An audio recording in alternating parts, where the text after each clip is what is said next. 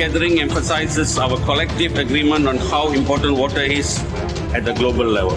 A niche conference to position itself among its peers in the overly crowded traditional water shows and conferences we see today around the world.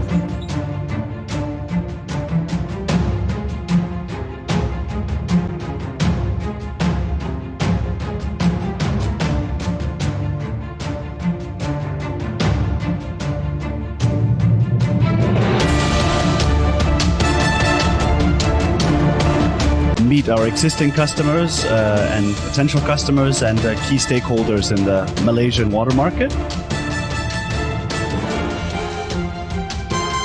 This is definitely the show participating in Asia, the big hub for non-urban water solution.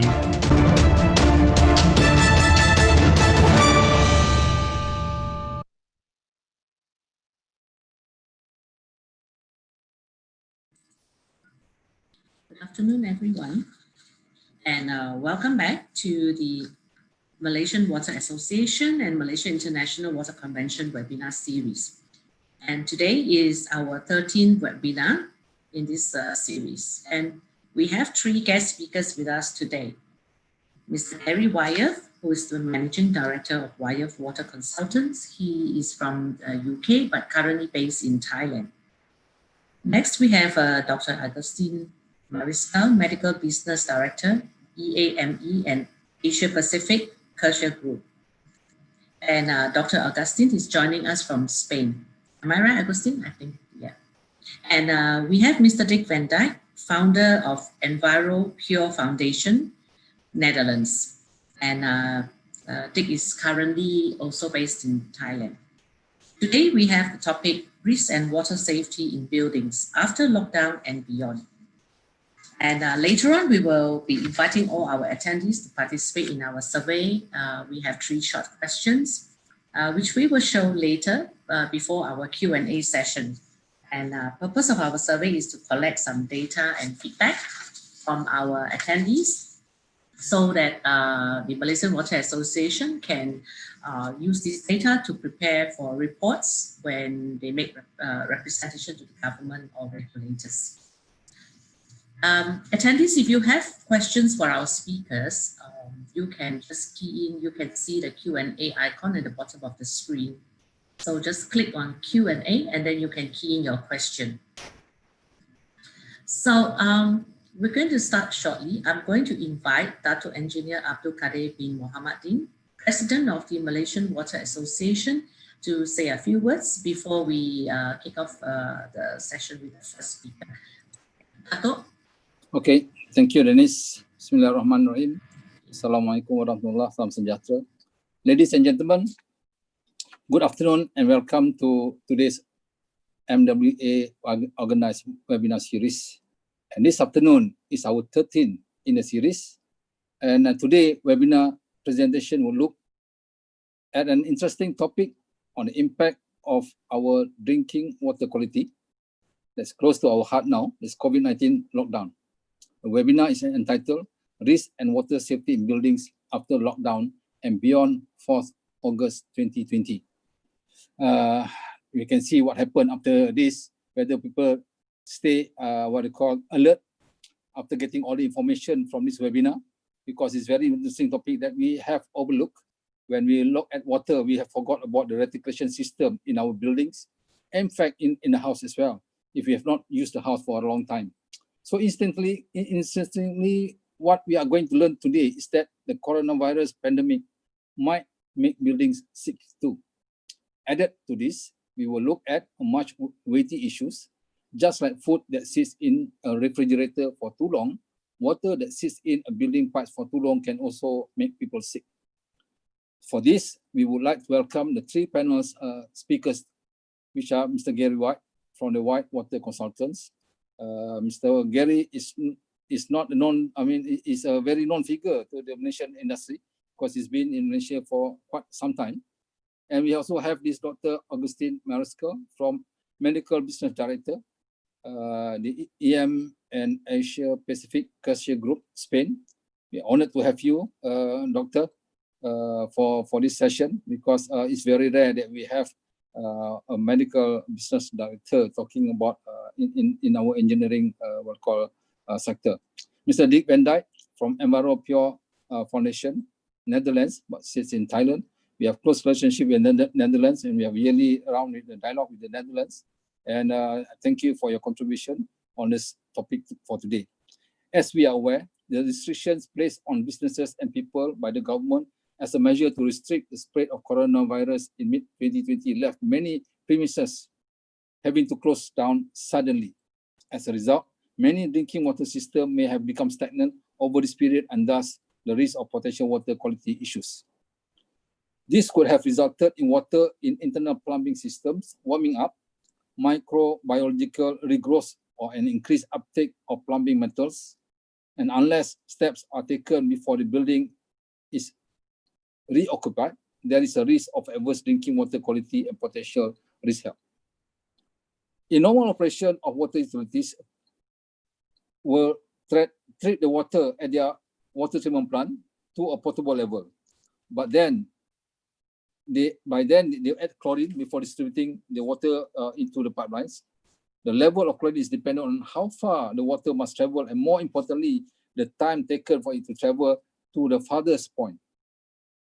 If water takes 2 days travel to reach the furthest point in the system, then there should be sufficient residual chlorines to ensure after 2 days the water is still being protected. However, the COVID-19 lockdown, we have seen significant drops in customer demands. That means that the time taken for water to travel across the networks has slowed, meaning that chlorine levels may be dangerously low or even go to the zero level at farthest point of the network. In addition, many large customers store water in tanks for reservoirs before distributing it internally within their own distribution system. If chlorine levels were already low, then spending time in a storage tank will further reduce the protection that chlorination provides. Ladies and gentlemen, this webinar will look at the effect that the COVID-19 lockdown has had on the water quality within our water supply scheme systems, and how ultimately affects the end users, specifically the large users that were shut down during the lockdown, such as hotels, universities, schools, offices, and the like. This proposed webinar will involve the 3 speakers. They will speak about 15 minutes. And we have our Mr. Gary Wyeth, who will speak largely on the water quality supply that will involve on how the water utilities ensure our water is safe, and also related to the chlorine usage and what does it mean on the lockdown for this COVID-19 on the demand volume that will affect the residual chlorine levels. And this will be followed by Dr. Agustin, who will speak on the biofilm and the biofilm in water pipes. It's very, very important areas, because this is the source of the matter. And Dr. Mariscal will discuss the challenge of reduction bacterial and viral load, not only in water pipes, but potentially in air pipes and other kind of storage places for water. The third speaker, Mr. Dijk van Dijk, will also speak on the treatment processes to clean and disinfect pipelines. His presentation will focus on methods and technologies to clean and disinfect a protected water system in buildings after a extended period of time with low or zero flow conditions to prevent infection of returning water users. The MWA would like to draw building owners and employers' attention that temporary shutdown or reduced operation of a building and reductions in normal water use can create hazards for returning occupants. 2 potential microbial hazards that should be considered prior to reopening after the period of building inactivity are mold and Legionella, the cause of Legionnaires disease. For mold, a prolonged period may be days, weeks, or even months, but it depends on the building-specific factors, season, and weather variables. For Legionella, a prolonged period may be weeks or months, depending on plumbing-specific factors. Disinfectant residuals, water heater temperature set points, water usage patterns, and pre-existing Legionella colonization. Thus, it is essential that as a matter of procedure and best practice, when buildings reopened following the lifting of COVID-19 restrictions, that any water system is not simply put straight back into use. During the period of shutdown, it should be sensible to formulate a recommissioning plan for each water system to allow safe startup and assurance to users that is safe to be used. Any plan for recommissioning buildings must take into account the safety of the operatives carrying out the work, and it is foreseeable that the hazard present within our water system in this situation would be greater than normally expected, and these shutdown incidents may be repeated in future. We hope that this webinar will bring greater awareness and concern to the building owners, which are likely to be able to access competent help from service providers for advice and recommended actions to be taken to prevent serious health risks when reopening buildings, as shared by our presenters today. Finally, I would like to give a big thank to our 3 presenters for taking their time off, some of it with a different time zone, to share with us today and to share with us on the interesting topic, and also to our webinar host, Protem, for organizing this. And I wish all of us a successful and fruitful webinar. Thank you. Thank you, Dato'. So without further ado, I will invite Gary to start his presentation. You ready, Gary? Yes, I'm ready now. I shall just share my screen.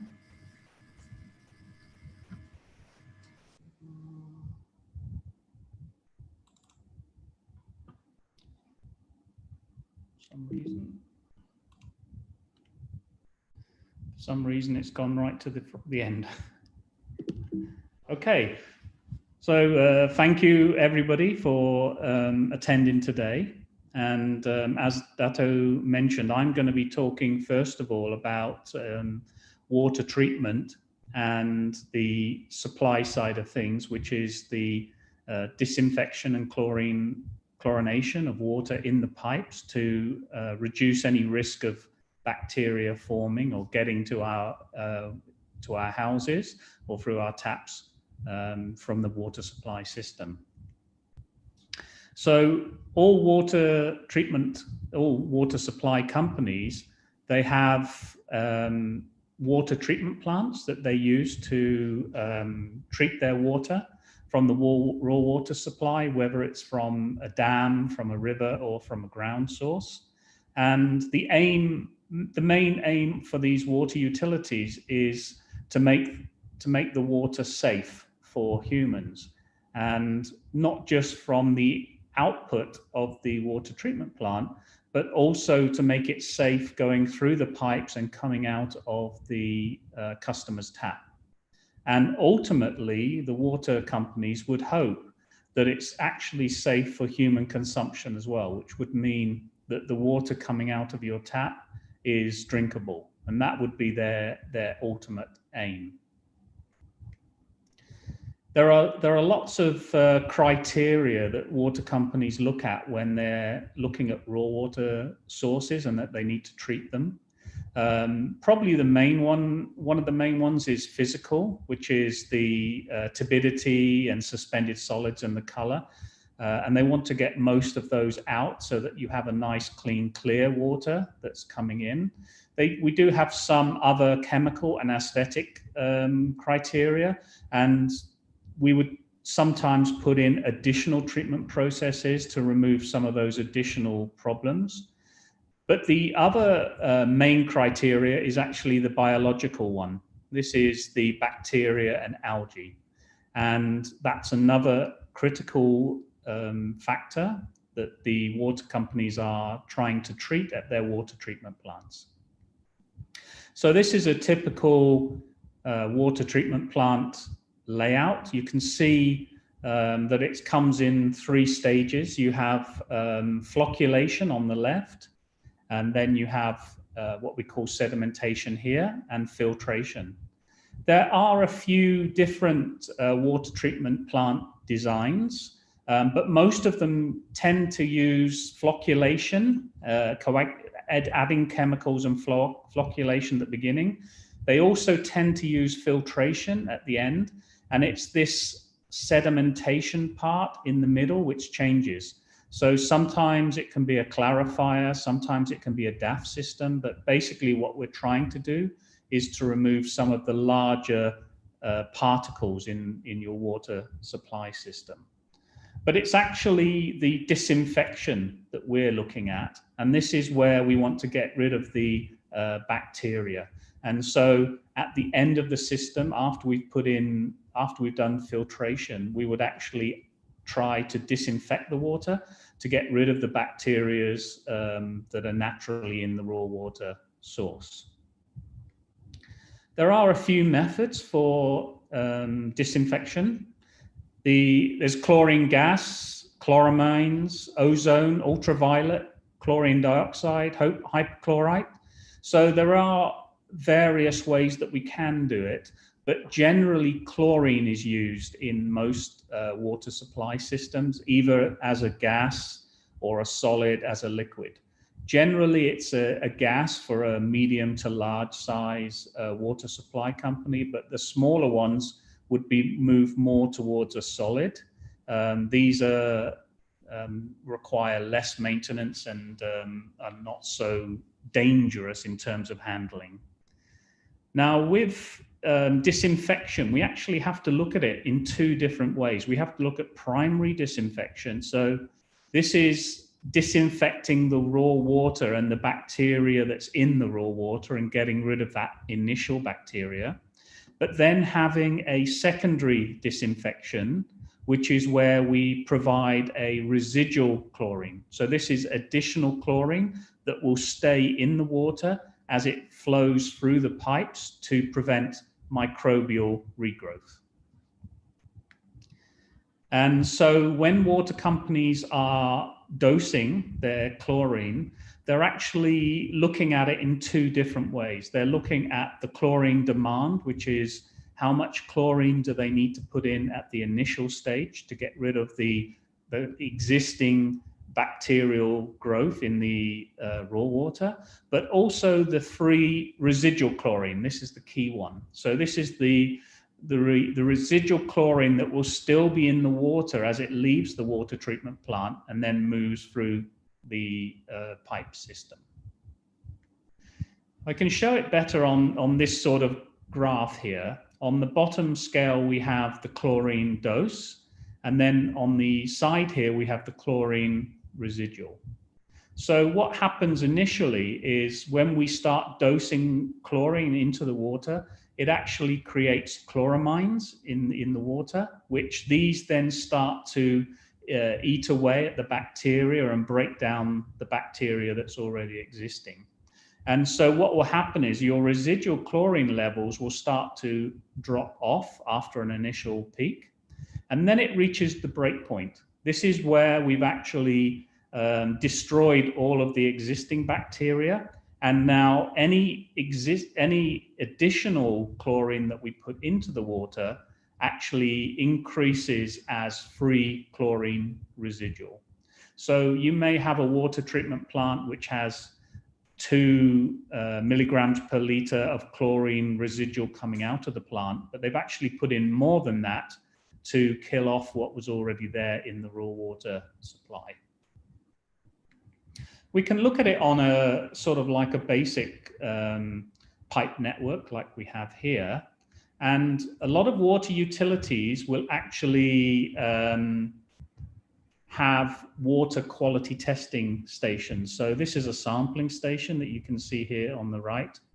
And that station, you would have people from the water company would go out and take a sample of water, then they would take it back to their lab and test what the residual chlorine levels are. And these sampling points tend to be at the extremities of the system, because that's where you want to have your minimum chlorine levels. So we're looking at probably a minimum of 0.2 milligrams per liter. And so what they would do is they would then adjust the residual chlorine at the outlet of the treatment plant to make sure that you're achieving that minimum residual chlorine at the end of the system.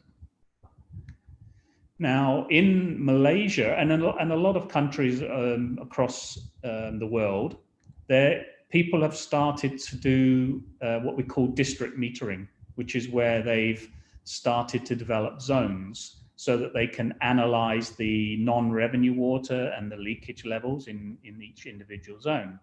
But to do that, we've had to start isolating valves, closing valves like these three here, which means there's no flow through the pipes. And what can happen is we can actually get stagnant water at the end of these pipes here.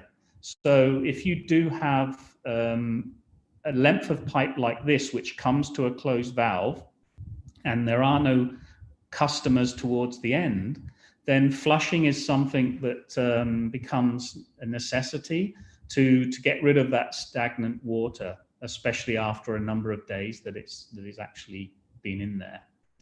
So the water companies, they're looking to put in their residual chlorine to achieve this minimum residual chlorine at the end of the system. But what can affect that chlorine as it moves through the system? Water age. So chlorine will naturally dissipate as over time as it goes through the system. So one of the things we have to be aware of is how long the water is taking to flow through the network. And this is something that the lockdown from COVID-19 will have affected. So instead of having demands at 100% and water taking maybe 5 days to get to the end, you might have water at 50%. So it's now taking 10 days to get to the end. And of course, the chlorine will be dying off over twice as long a period. Storage tanks. So when we have storage tanks where water flows in, if we're not getting the level of the tank dropping and filling again, you're not actually turning over the water in the tank. And this can mean that you're getting stagnant water in your tanks as well. So it's always best to actually set up your tanks with some sort of level control so that you're getting a flow and rise from them. Limited customers in areas. So normally we look at rural areas, because in rural areas you have limited customers and that's where it's going to get affected. But during the COVID-19 lockdown, we're also looking at, say, industrial areas where we've had factories that have shut down. So now we've got an industrial area which used to have very high flows feeding all of the factories. But now it's got very low flows or sometimes zero flows. And you're going to have a lot of stagnant water in those pipes. Dead ends, like I've already talked about, and also bad pipes. These days, we tend to use a lot of plastic pipes and lined steel pipes, which are not a problem. But if you've got some old cast iron pipes, which are unlined, you're going to get a buildup of corrosion inside the pipes, and those can lead to bacteria as well. Regrowth areas are where you have a system with very high leakage. If you have leakage problems, you can get bacteria coming in through those leaks, which can then start to grow on the inside of the pipe.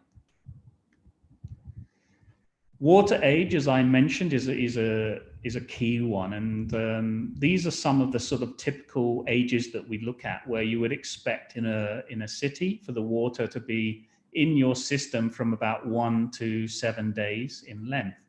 But if you look at the rural or smaller population areas, it could be 12 to 24 days. And if we're in a lockdown period, that could even extend well over a month to maybe 6 weeks or 8 weeks. So that's something that water utilities have to be aware of, that their water is going to be in the pipes longer. How do we mitigate these? Well, it's reducing the detention time in storage tanks. Maybe we can look at bypassing storage tanks if the flows are very low during these lockdown periods. We need to ensure turning over of distribution systems, and this may mean flushing in some places to get out there and start flushing the mains. How often should we flush? Well, if it's a dead end main, we should really be flushing it every month just to clear that stagnant water. Other parts of the network, maybe twice a year. But what's more important is to listen to customer complaints of bad taste, odor, or even turbidity. And those can be indicators of where your pipes need to be cleaned, and that's where we can go out and start to flush. You can see here a typical system where we've got 1 milligram per liter coming out of the treatment plant, and it goes into an intermediate storage tank. And you can see already the chlorine concentration has dropped from 1 down to 0.7 megaliters per liter because the water has been in the tank for a while. Then it comes down and it can go down branch B here, and you can see it drops to 0.4, but it's still safe. Branch C, it's got 0.5, so it's still safe. But when we look at branch A, where maybe we've got some leakage, we've got unclean pipes, maybe some old cast iron pipes, that is causing the chlorine to have to work harder at the bacteria that's in the pipes. And we're now down to a 0 chlorine concentration. And that's something that the water utility should be checking and being aware of. And then branch D is the low usage area. So if we have a big pipe with low demand, the water can be traveling very slowly, which can then drop the chlorine concentration. And in the COVID-19 lockdown, this is what we're looking at, is areas where we've got pipes, long lengths of pipe with very low flow on them, which are going to have stagnant, almost stagnant water or 0 chlorine residual anyway, by the time it gets to the customers. Secondary chlorination is a way that we can get around this. So primary chlorination is where we would add the chlorine at the water treatment plant. But down in the distribution system, we can also, well, there's 2 ways of doing it. The first way is if at the end of the system, the residual chlorine is 0, we can either go back to the primary chlorination and lift it up, so add more chlorine. But of course, if you do that, you're going to then start to get high chlorine levels close to the treatment plant, and you may get customer complaints of taste or smell from the chlorine. If you can't increase the chlorine at the treatment plant, you can keep that the same, but you can add in a secondary chlorination system downstream in your network. And a lot of utilities would do that, where they would have a chlorine pump system that pumps chlorine into their pipes at remote areas.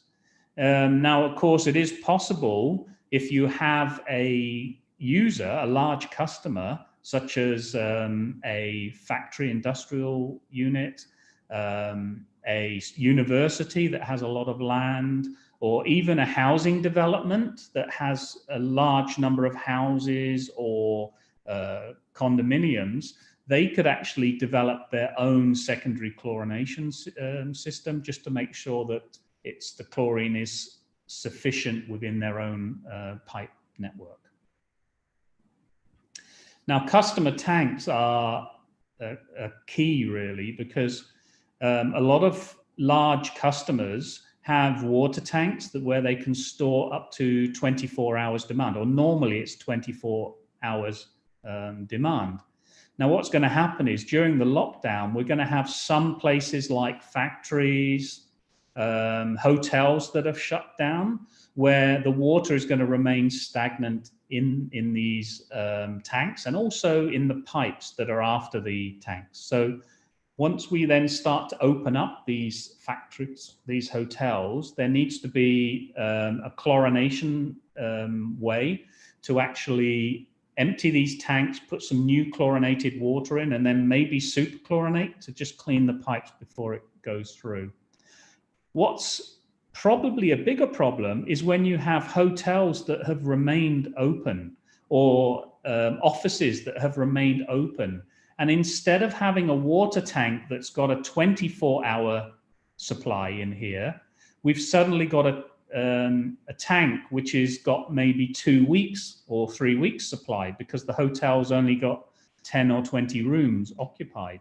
And that means that the water is actually staying in there a long time, but the hotel or the factory or the office block still think that the water is safe. But because it's being retained such a long time, it could be a problem. So the effect of the lockdown is basically lower customer demands mainly due to the commercial shutdown, which is factories, shops, offices, but also in the hotels as well, which many still aren't open. And the ones that are open have got very low occupancy. This leads to longer lifespan in the water pipes and also in the customer tanks, which then leads to lower residual chlorine levels in the pipe network. Unless you have a very good water utility that's monitoring these chlorine levels constantly and is adjusting the chlorine at the treatment plants. And then, of course, the customer tanks that have got no chlorine residual, which is then flowing into your buildings. And we're then, I think Dr. Agustin's going to be talking next about the buildings and biofilms that could happen in our pipes when you've got zero residual chlorine. And that comes from having stagnant water or water with no chlorine inside it. So thank you very much. That's the end of my presentation. Thank you, Gary. Oh. Yeah, so we will now invite Dr. Agustin to do his presentation. You ready?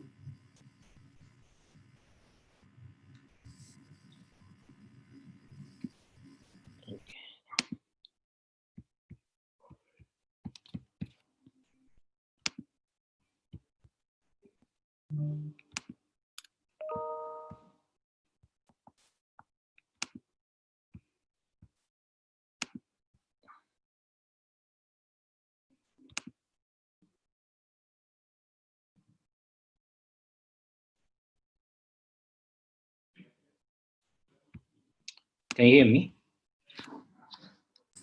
Yes, we can hear you. Okay. Okay. So thank you very much for your attendance to the attendees, and thank you very much to the organizers and the Malaysian water associations for the invitation and the organization.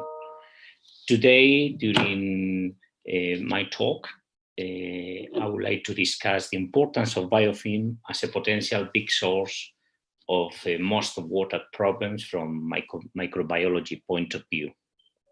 I will approach these risks and water safety from a medical point of view.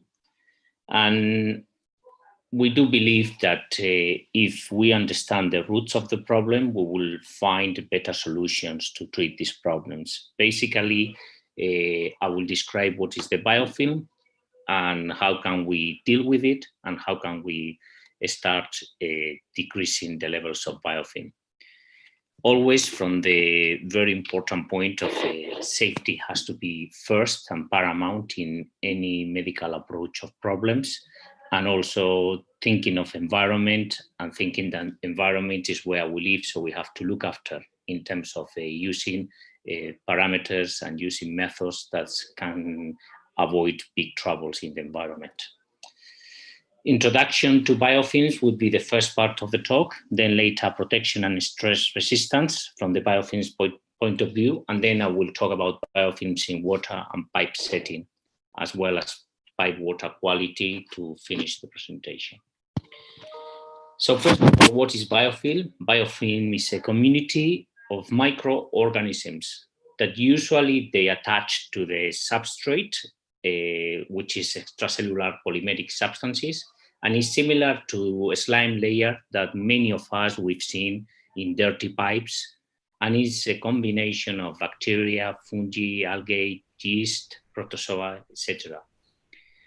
It's the most common. We can't see your PowerPoint. Have you shared screen? We cannot see your PowerPoint. Sorry about that.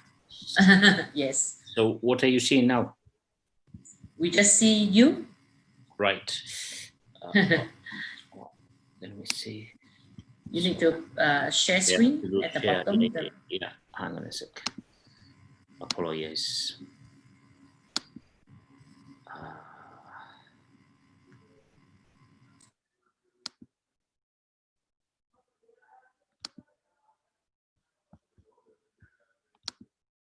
Okay, can you see now? So I missed a couple of yes slides. Okay, sorry about that. So where the biofilm grow? the biofilm can grow everywhere.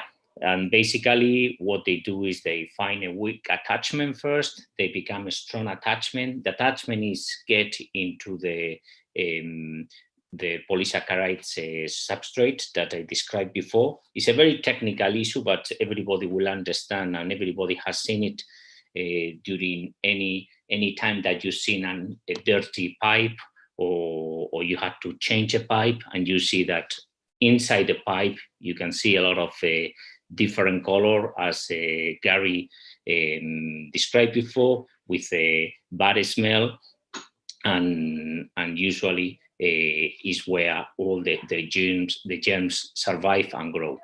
How do they form? They form from a planktonic, what they call it, planktonic cells, the first cells that they go into the pipe, and then they start growing and secreting different substances like hydrocarbonates, proteins, and fat, and they do the protection of the whole biofilm.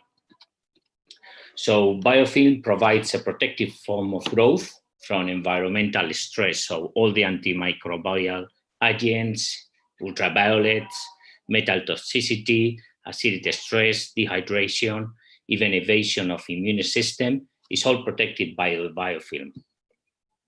Let me show you one of the typical example diagram, where you can see that substrate is like a cover of a bubble, where inside you will have aerobic cells, anaerobic cells, and products that they act as a feed for the bacteria, virus, fungi, protozoas, etc.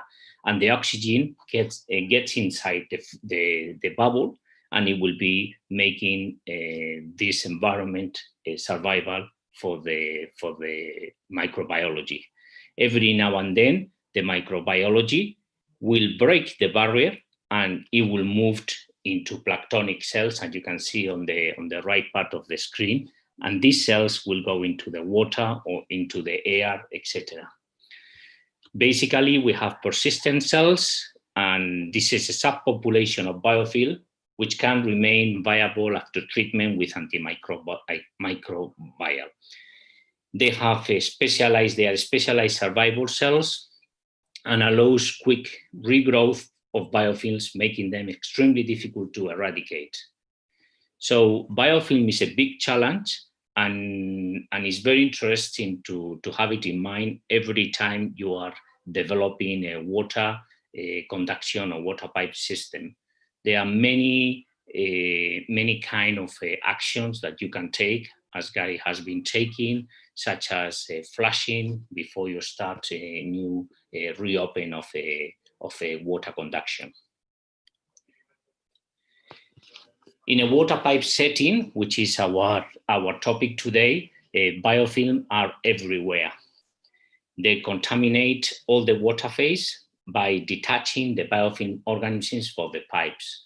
So the most important thing is to think about that before we reopen any installation that is being blocked for many hours or for many days or weeks.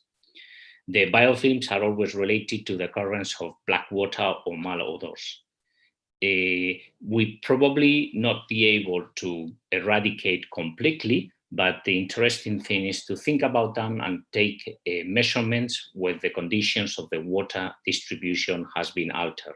And that's why in these current circumstances, Gary described very well how many pipes have been closed down, the conditions of the pipes have been altered in terms of chlorination or any other cleaning system that we applied in the past. We are also see biofilms corroding metals, mineral materials, and synthetic polymers. When we think about biofilm and about pipe construction, we have to think about different things like the materials that we are going to use. Nowadays, we realize that some of the plastic materials are a better solution to avoid or to delay the growth of biofilm, and is probably a good substitution of the old copper or metal materials that we were using in the past. Very interesting thing as well is that current studies have told us that the biofilms increase with the flow velocity of the water when the water goes from 0 to 1 meters per second. Later on, when it goes from 2 to 6, the biofilm, the velocity is a protection against the biofilm. So it's very interesting to see that when there is stagnation or there is a very little flow, less than 1 meters per second, the perseverance and the growth of biofilm can be much higher. So rapid changes in water flow, what we'll do is they will break the current biofilm and they will produce the liberation of the planktonic cells, and as explained before in the previous slide. And that will go into the water, and we will need to clean for a period of time that water to make sure that the new water is not bringing bacteria with it. This is an example of how different materials interact with the growth of biofilm, and we can see that copper and steel can promote biofilm formation and growth of Legionella and Pneumophila as well. Copper releases less corrosion byproducts and biomass than mild steel, but potentially the best product is the use of plastic, in particular PVC materials in the pipes, and that's why most of the old pipes are being substituted now. The WHO recommend that the drinking water should be free of any organisms. The water should be disinfected before the date of consumption and also in the plant. And as Gary described it, there is different stages from the time we clean the water in the water plant until it's consumed by the consumer in the house, in the factories, or in different point of consumption. So it's very important that through all these lines, we keep on thinking about the biofilm and thinking about the possibilities of reducing the biofilm.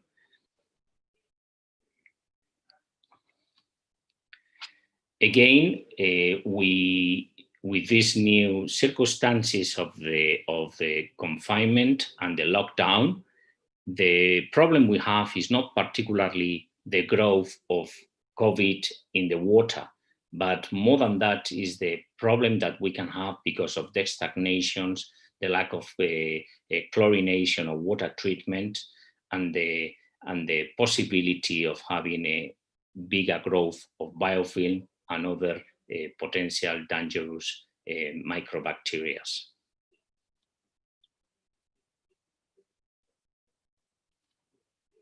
So we already discussed the influence of biofilm can do in the taste and odor of the water, and also on the corrosion of the pipes, and also the release of ion particles into the water in case of the metal pipes.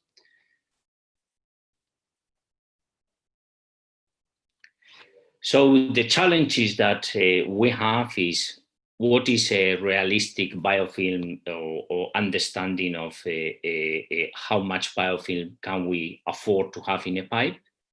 Every biofilm is different and has multi-species. What are the most important species for water treatment? How can a robust biofilm be consistent and reproduce? And the problem is that we don't have a huge guidelines available for general biofilm kill claim. So still is a big topic. But the interesting thing is that we are already discovering different substances and different approaches that can help us to control the biofilm and to avoid massive biofilm and subsequent planktonic cells liberation into the water.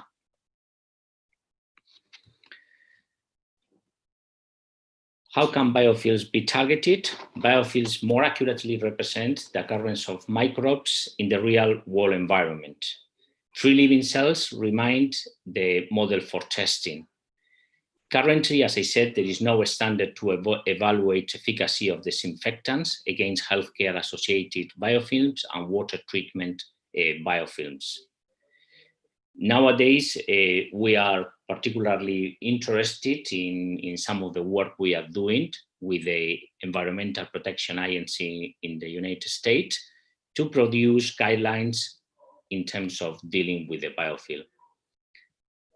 And we have some potential products and some opportunities of projects where we are testing biofilms attack and products to preserve the long-lasting effect of the substance that we can add to the water, always being environmentally protective and always thinking about safety for the consumer as well.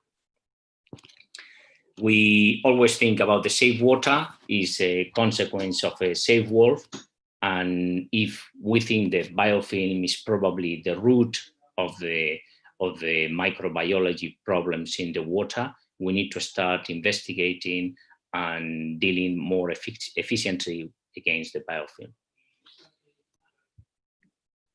Thank you very much for your attention. And this is the end of the presentation. Thank you so much, Dr. Agustin. So now I will invite Dijk, Mr. Dijk van Dijk, to present his presentation. Dijk, you can on your video so we can see you. Let me see. Yes. Yeah, I see my camera is out. Okay. Yeah, there we are. You see my handsome face now? Yes, yes, we can. Okay. You can start. All right. Thank you very much. Gary and Agustin, you make my life a lot easier. You explained a lot about the water distribution, the issues, and also the biofilms. I'm concentrating more on the methods to prepare the systems after lockdown. Let me see if I can, there we go. We know now that under low or no flow conditions, we have a lot of growth, and particularly here in the warm climates, it is even much more important than it is in the moderate climates. The tap water systems are really breeding places. And as we have seen, the chlorine residual, as supplied by the water treatment plant, can disappear rapidly, particularly in no flow conditions. Where do we find all this growth in buildings? Well, storage tanks, rooftop tanks, underground tanks, whatever storage facilities there are. The pipelines, but also in drains, toilets, shower heads, and aerators. Maybe you don't realize that, but if you remove an aerator from a tap in your kitchen or in your wash basin, it is awful what you see on that little sieve. It's a breeding place. Nobody ever cleans them, but they are a source of bacteria. But there's also ice makers, you know, in office buildings, in hotels, water coolers, fountains and water displays in hotels, for instance, whirlpools and spas. That's everybody probably knows about that. But even in air ducts, you can have growth. Now, how are we going to prepare a building after COVID? In the first place, you have to rinse all these systems, flush them for a minimum of 10 minutes at full flow, whatever you can manage. Then preferably the hot water lines must be circulated with hot water at approximately 60 degrees C, or shock chlorination. And then another thing that very, very few people think about, refill the floor drains, because all the water in the water logs will have evaporated. So there is an open connection with the sewage system. Now, flushing with hot water is very difficult. The water heaters may not have enough capacity to do that system, you know, continuously over a period of time, opening all the taps in a building, particularly like in a hotel. The individual flow-through heaters, as we use in Asia a lot, they don't have the capacity to do that. So hot water flushing is probably not the best way to do it. Also, dead ends in pipes, even 30 centimeters, will not get to the temperature that you want. Cold water, you can't rinse them with the hot water. You can't cross these lines. Then toilet flush tanks have been sitting there for weeks. Bum washers, they will be infected. And if you want to do a good job, you should do this treatment every 3 to 6 months. Nobody does it. So we have a number of methods available. Chlorination is one, using bleaching powder that you dissolve in water. You have sodium hypochlorite that you can buy in canisters or tanks, or even have a tank truck coming with 3,000 or 5,000 liters, depending on the size of your building. There is gas chlorine that comes in pressurized cylinders. There's chlorine dioxide, and there is sodium dichloroisocyanuric acid. Sorry, that's a mouthful. And there is trichloroisocyanuric acid. These are products that are used a lot nowadays. The bleaching powder, the chlorine and the gas chlorine are quite unstable, especially in hot climates. The first two will lose their strength quite rapidly in storage. Gas chlorine, of course, is used directly from the cylinder through a special unit. But it is a very dangerous product. You have to have good, well-trained staff to handle that. Chlorine dioxide is quite stable.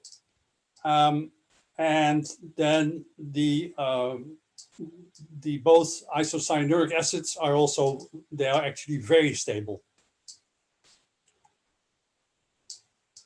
The isocyanuric acids are supplied as granulates or tablets. The moment they come in contact with water, they will form hydrochlorous acid, or HOCl, which is the most potent chlorine product. In dry form, they can be stored for 3 years.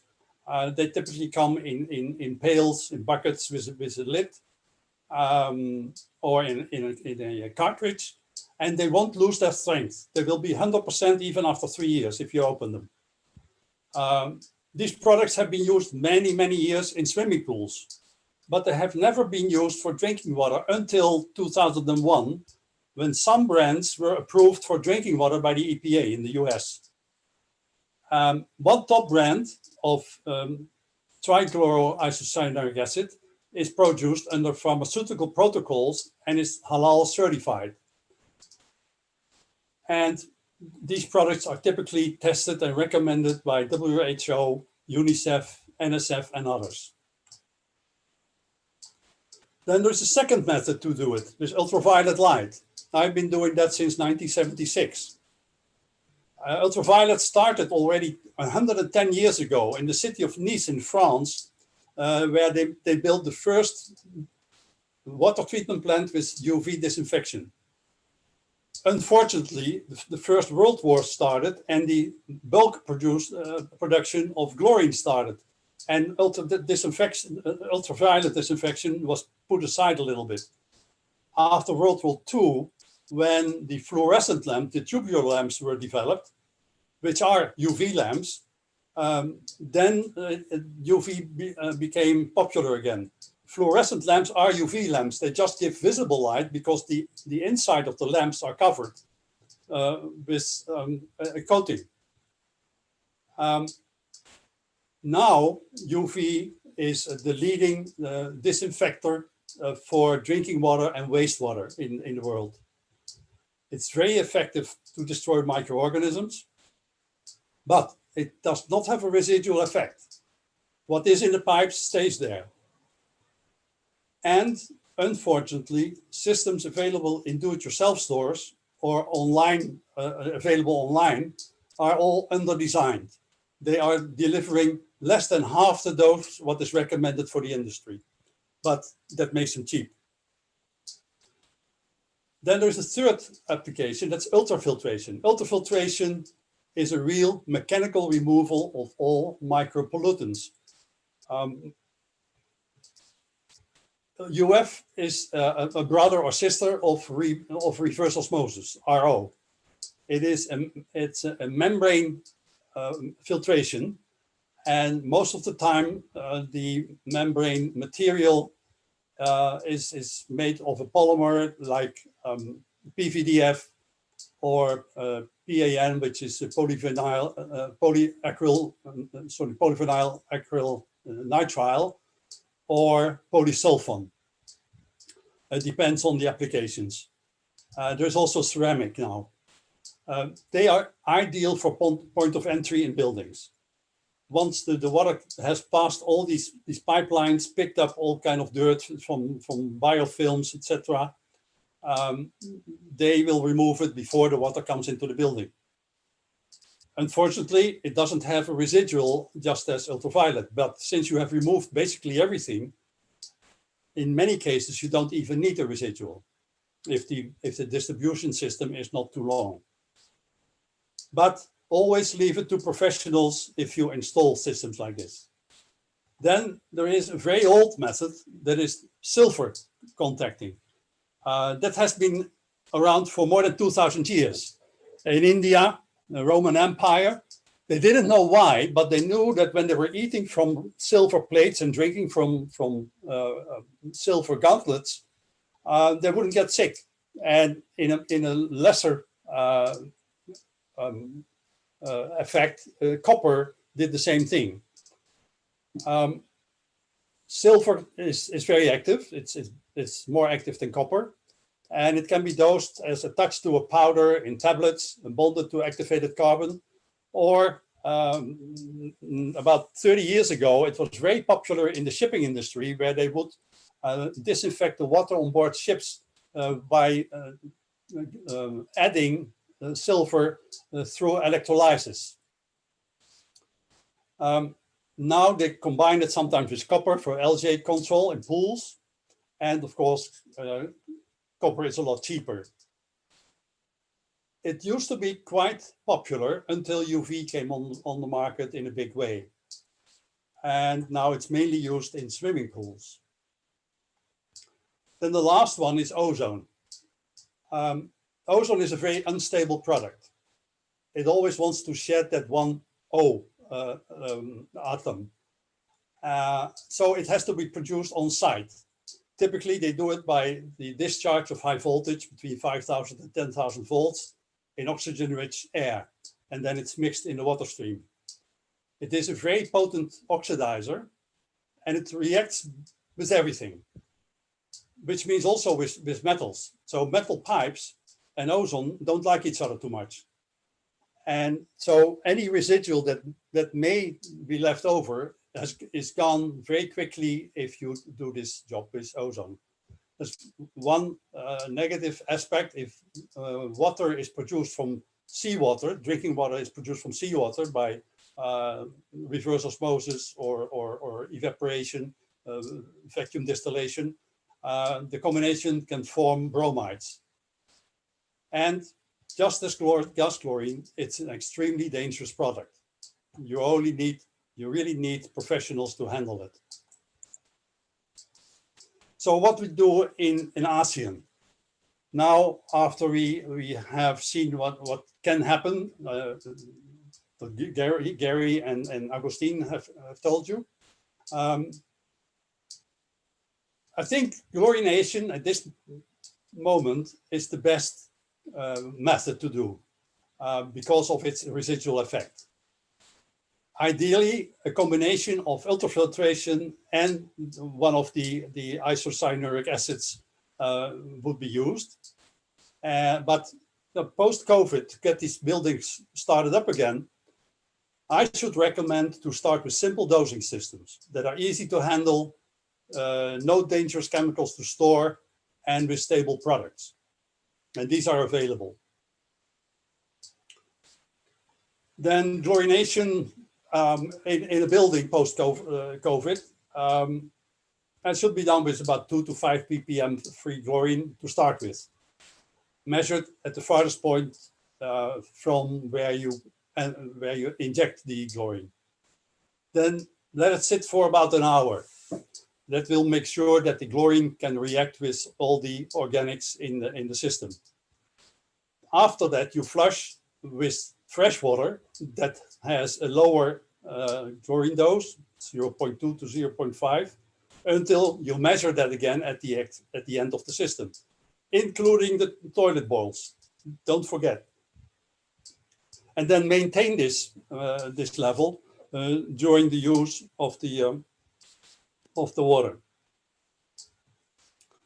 Now we were talking about water, but air conditioners also use water. Central air conditioners. You have humidifiers and you have cooling towers. Humidifiers are very dangerous things. I had an experience with them already 30 years ago, more than 30 years ago, in a large office building in Belgium, where they had what we were calling a sick building syndrome. And everybody got sick, after a couple of days. They claimed that it was because of the office landscapes that were very in fashion at the time, and windows couldn't be opened. But eventually they found that it came from the humidifiers of the aircon systems, where you have water being pumped around and sprayed in the air to bring more humidity in the air that was dried because of the cooling effect. And because this water was pumped around and dripped down in a tank, it took up all the spores from the air, and it was circulating as soup. I installed a small UV system in it in the loop, and within a couple of days there were no more sick building syndrome complaints. The same goes for cooling towers. Cooling towers are breeding places for particularly Legionella bacteria. The cooling tower also circulates water and evaporates it. And it is an ideal environment for these bacteria. And because of the strong air passing through these towers, let's say the cloud that comes out of the tower with all these droplets, all these aerosols, spreads in the area. That could be close to an intake for the next building. Or the aerosols, after 500 meters or even a couple of kilometers, could come down and infect other people or other buildings. Again, 20 years ago, I had an issue in France on a nuclear power plant, where a brand new nuclear power plant that the government threatened to close because the plant was infecting a valley where people were recreating. It was river water passed through the cooling towers, and then this plume of aerosols was drifting through the valley and infecting everything that it could find. We installed a very large UV system, 1 cubic meter per second flow, and with a very high dose because Legionella is quite resistant, and we solved the problem. So please make sure that your cooling towers also have some sort of disinfection. Air ducts are quite simple. You just put a UV lamp in and anything will be solved there. There's also a possibility in smaller cooling towers where you do a combination of sand filtration with the UV and circulate part of that contents over the system and keep the water in good condition. Or instead of sand filtration, you use ultrafiltration and a small chlorine disinfection, and that will save up to 80% in the formulated treatment chemicals, which is the major cost of running an air conditioning system. And you have the same effect. next to that, you save a lot of water because you don't have to purge so much. Because if you add all these chemicals every day, you get an increase of your conductivity. Your dissolved solids will go through the roof, and you have to dump about 10% of that water regularly. So that would be a very practical approach in aircon systems. And again, the air ducts can be kept clean quite easily.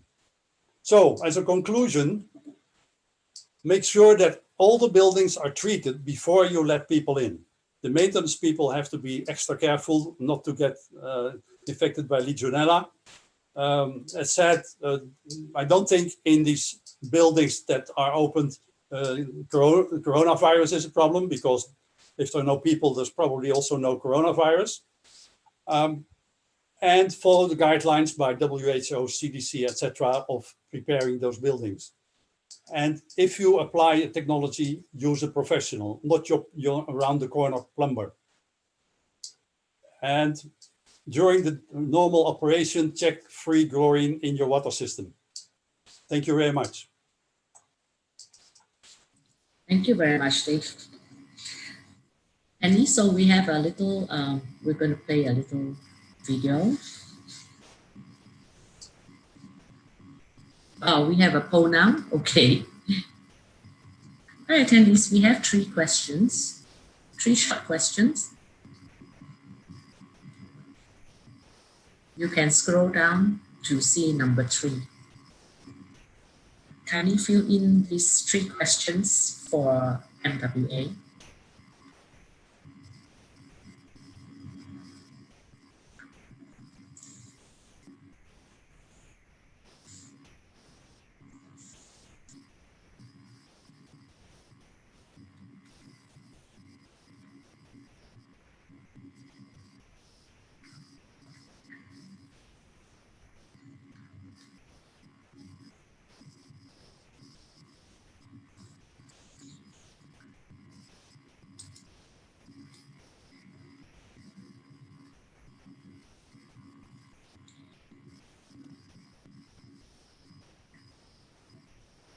Here you can see slides of the technology that Gary, Dijk, and Dr. Agustin is talking about.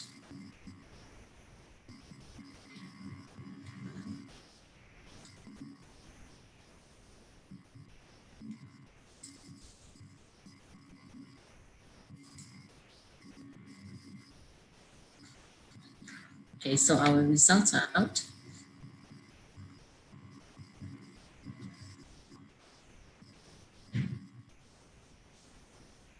So you can view the results by scrolling down as well.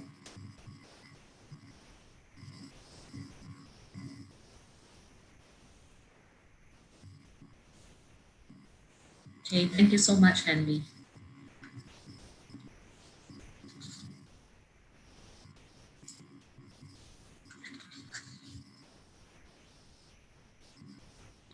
So Henry, you'll be showing us the video. Okay.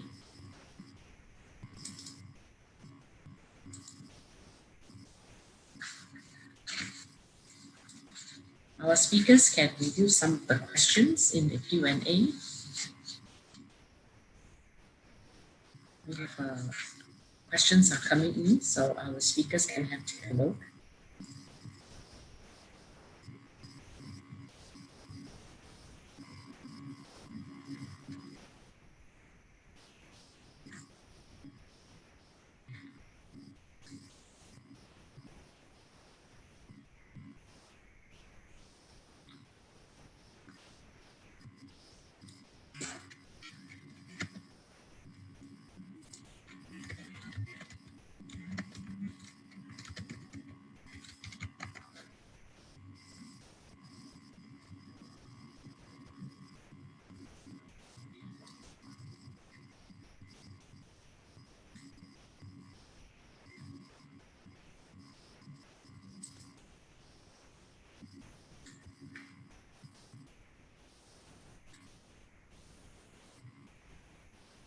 Okay, so we will start our Q&A session. You can invite Gary. Gary, maybe you can review the questions and can let your partners know who should be answering them. Yeah, sure, no problem. Dijk and Agustin, if you want to come back online. Yeah. So we have one question, which is, we understand COVID-19 is spread by inhaling, not drinking water, as propagated by authorities in the current pandemic. How then we put blame on health issues by drinking water in buildings to cause COVID-19? I think it's more of heavy metals and other chemicals due to stagnant water in storage and plumbing systems, not disinfection as advocated in building reopening. So I think, can you press the button, Gary? Can you press the button answer live so everybody can see the question? Okay.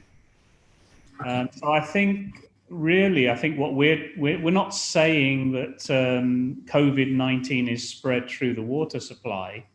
It's actually the lockdown during this pandemic which has caused differences to the water supply systems. Is that true, Dr. Agustin?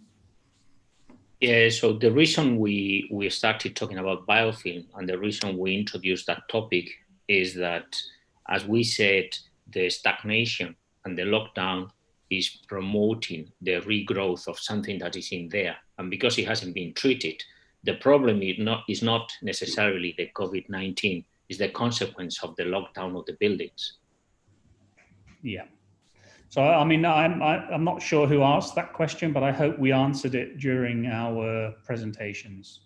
So there is another topic that mentioned that is the heavy metals. The heavy metals, if there is a stagnation, it should be the one it is, and perhaps depending on the pipes, I already mentioned during the presentation, if it's iron pipes, you might have some extra materials like lead. If it's lead pipes as well, or copper, you can have dissolved during that process of stagnation.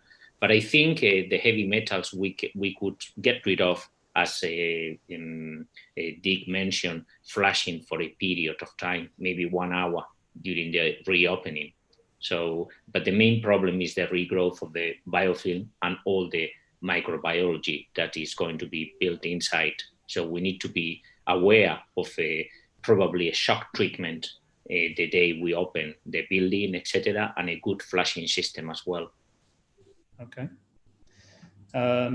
We have a question from Philippe, which is regarding flow velocity versus biofilm. Greater than 1 meter per second that you mentioned, Dr. Agustin. It says, is it based on laboratory tests or on real case studies? Well, it's been based on many laboratory tests. The real case study is more based on experience. When we have been designing different systems, to be honest, you have peaks up and downs of the water flow. Is very difficult in a complicated pipe system to maintain a regular water flow. But we found like 1 liter per second, and it's also very much in accordance with the laboratory studies. There is a worse situation in terms of the biofilm growth when you increase velocity, and it gets also a limit like around 6 liters per second that in the velocity, that also gets more difficult to control the biofilm as well. So, but it's based on the 1 liter per second is true, it's based on studies, but we also kind of a check in the experience that the having in between 1 to 6 is a good water flow to keep the biofilm down. Okay, so we have another question, which is the looping of pipes at the furthest area effective to manage the residual chlorine problems? I think it helps because you obviously don't have stagnant water, but you still need to have water flowing and also enough residual chlorine from your treatment plant as well. But by looping the water around, yes, it will help, but there's still some other factors that you need to look at. Okay, we have a few questions from Denny. First one is, where did the sampling test should be placed? Because in Surabaya, we do the water quality sampling test from the customer's tap, and most of the free chlorine in customers' taps are less than 0.2 milligrams per litre. I mean, I think taking it from the customer's tap is okay, as long as the customer tap is direct with the water main and hasn't gone through a storage tank first. If it goes into a storage tank and it sits there for some time, you're going to get the residual chlorine dropping off. But I know, like in Malaysia, you have a kitchen tap, and the kitchen tap tends to be direct to the water supply. And if you do the sample from there, you're going to get true chlorine from the mains. Question 2. Our piping line is interconnected, and we applied secondary chlorination by injecting 1 milligram per litre of chlorine gas in our distribution tank, but it disappears rapidly. I don't know if you could answer that one, Dijk, if it's something they're doing there. Well, if this is a typical problem with chlorine in a distribution tank. You know, if the water is staying there for a longer period, the chlorine will disappear. So it would be better, I hope you agree with me, Agustin, to do the chlorination after the distribution tank in a controlled way. And that could be a very simple system, so that you have a constant disinfection the moment the water taps are opened downstream. Yeah, I think you mentioned that, Dijk, just to add on your presentation, but you made it quite clear that the long-lasting effect is very important, and perhaps with the gas, the long-lasting effect is very short. We are talking of just a couple of hours, as opposed to other kind of methods where you can increase up to 3 days. Yeah, correct. And that would be the case with hydrochlorous acid, for instance. So the third question is there any procedure applied in Malaysia to maintain the water quality is still safe even after the pipe breaks repairs? I mean, this is something which should be done, and a lot of Western countries do it. So when they have a pipe break or a repair of a pipe, they will actually flush the main and chlorinate it as well to clean those pipes. I've never seen that done in Malaysia, so maybe there's someone there that can claim they are doing it, but I don't think it's done at the moment. I think people just rely on the residual chlorine to continue cleaning afterwards. Can we calculate how long the water age should be stayed in the distribution lines? I don't know if there's an easy answer for that, Dijk, is there, on with chlorine levels and how long it would last? Yeah. Agustin, I think that's something you can answer as well, but I can try to give an answer. If it's the typical chlorination, within 1 or 2 days, the chlorine is gone. If you use the hypochlorous acid, it will maybe last up to 6-7 days.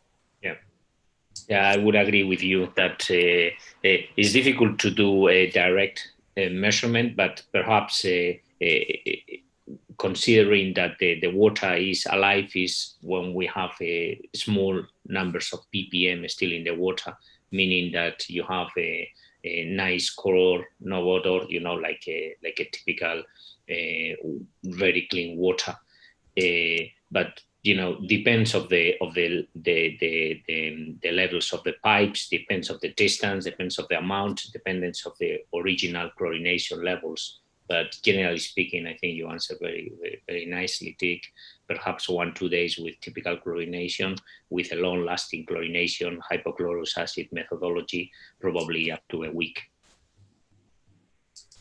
Okay, so the next question is, what is the best disinfectant agent applied for secondary chlorination, which is located in the center of the settlement? I think she means downstream in the network.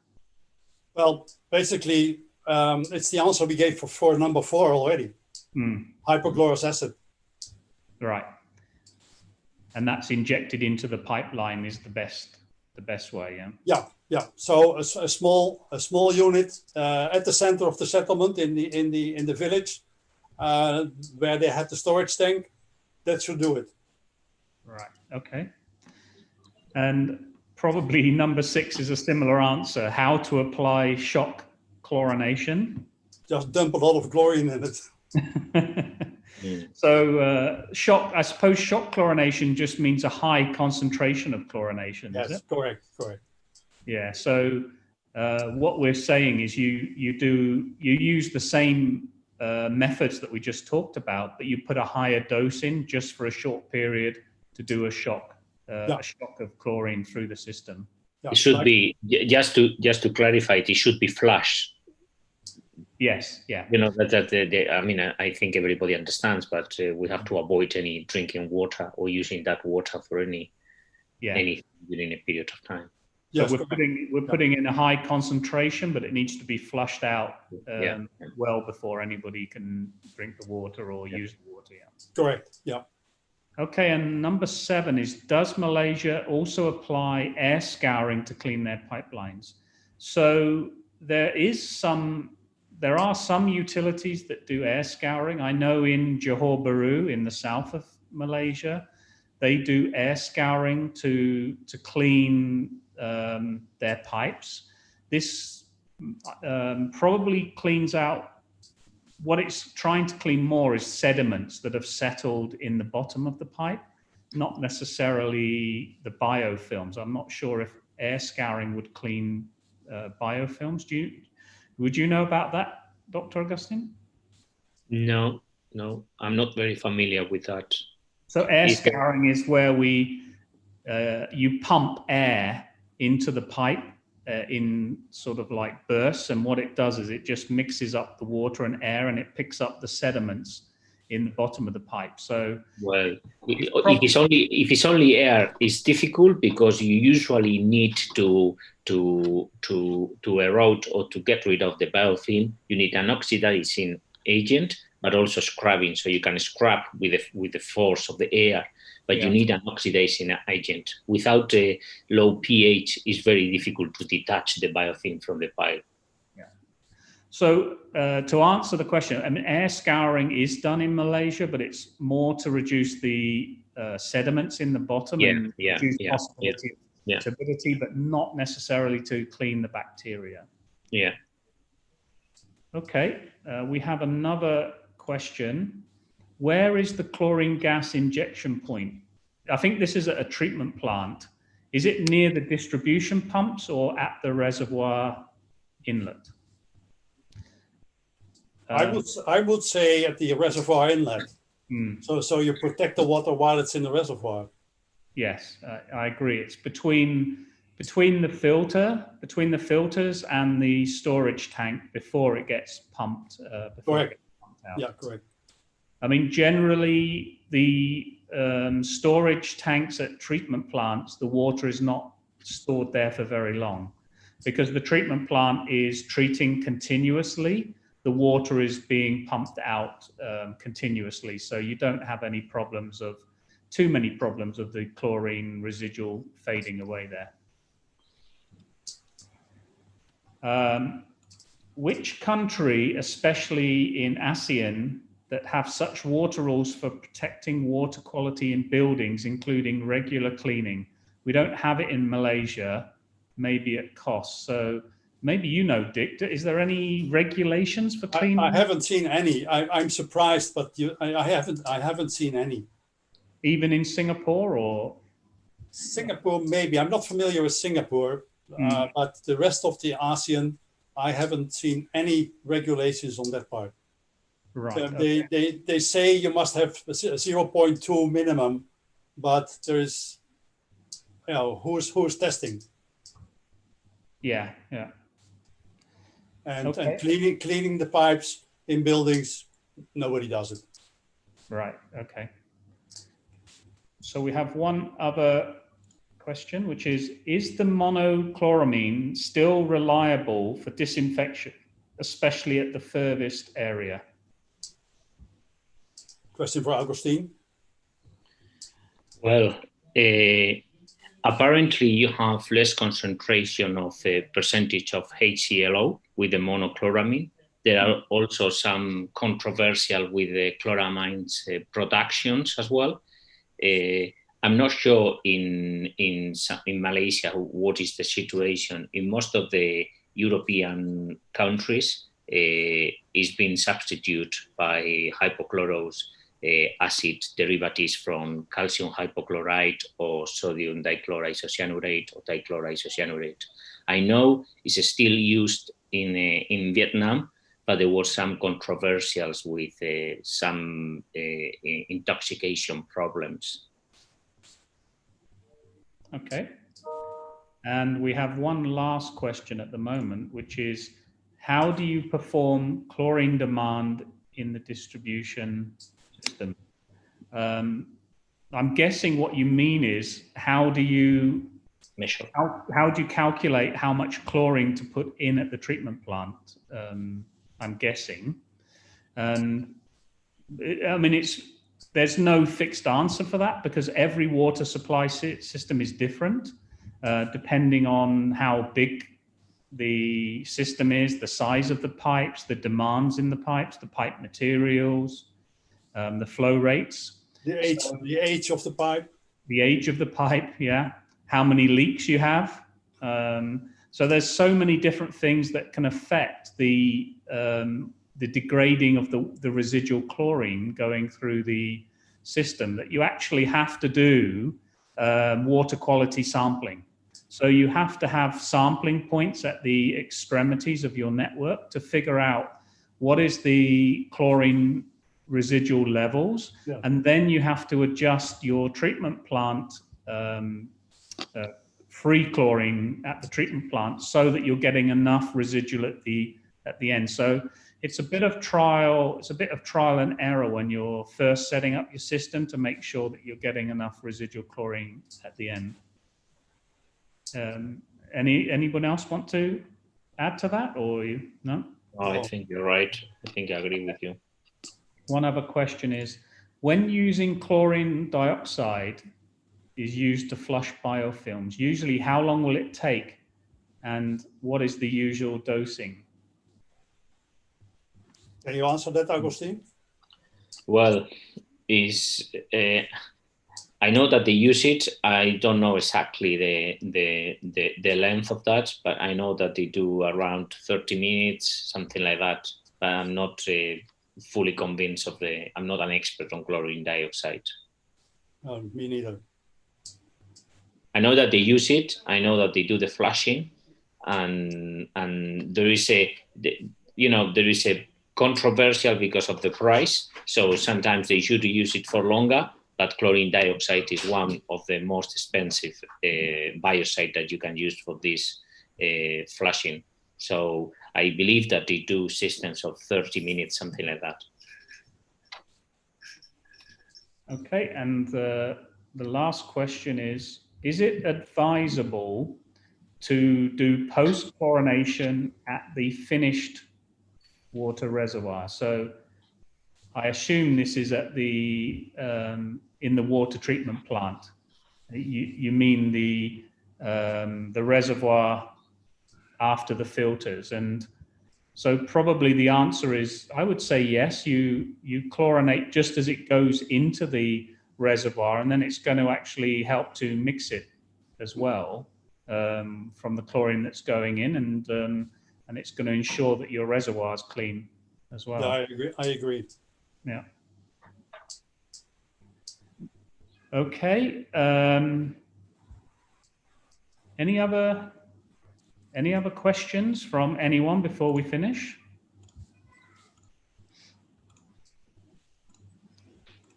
I think there are no more questions, Kim. Okay.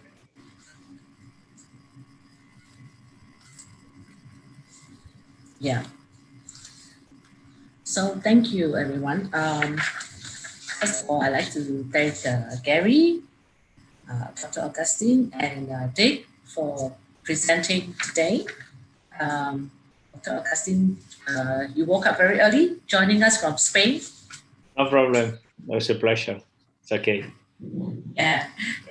How is the weather in Spain now? I hope it's very nice. Yeah, we have a good summer here, so yeah, still good weather. Yeah. Thank you. So many thanks to the Malaysian Water Association for our host today, for hosting today's webinar, and thanks again to our 3 presenters. Yeah, so what's on screen now, you see this is one of the programs that we are doing at the moment. We are having the MTE 2020 Special Edition COVID-19 International Innovation Award. So if you have an innovation or an initiative which you have implemented during this pandemic, this is probably a program that you'd like to find out more about. You can go to our Malaysia Technology Expo Facebook page for all the details. Next, Henry. Right, so this is our next webinar, next Tuesday at 3 o'clock. Topic is unique challenges and experience of water operators during COVID-19 MCO. And our speaker is Encik Ishak Hasnan. He's the chairman of the Malaysian Water Engineers Action Committee. And he also works for the Perak Water Board. So I hope next week you can all come back and join us for this interesting topic. Okay, so do follow us on our Facebook page for our links to today's webinar, which is going to be streamed to YouTube, so you can watch it again anytime. And all details of our forthcoming webinars is also on our Facebook page. So thank you, everyone. Dr. Kade, are you there? Are you still with us? Do you have anything else you want to add? No, Dennis, no. It's been a very, very good one. I couldn't get my video on. Anyways, good one. Thank you to all the speakers. Look forward to for future talks on similar or other topics of interest to the public. Okay. Thank you, Dr. Kade, for joining us. Thank you, Mr. Lee, for joining us today. And all our members from MWA and non-members and friends from Indonesia, Philippines, Malaysia, and around this region. Thank you, and we will see you again next week. Don't forget, you can watch this video again on YouTube. Thank you, and see you next week. Bye-bye. Thank you, Denise. Bye-bye. Bye-bye, everyone. Bye. Thank you very much. Thank Bye, you. everyone. Bye. Thank you. Bye. Bye.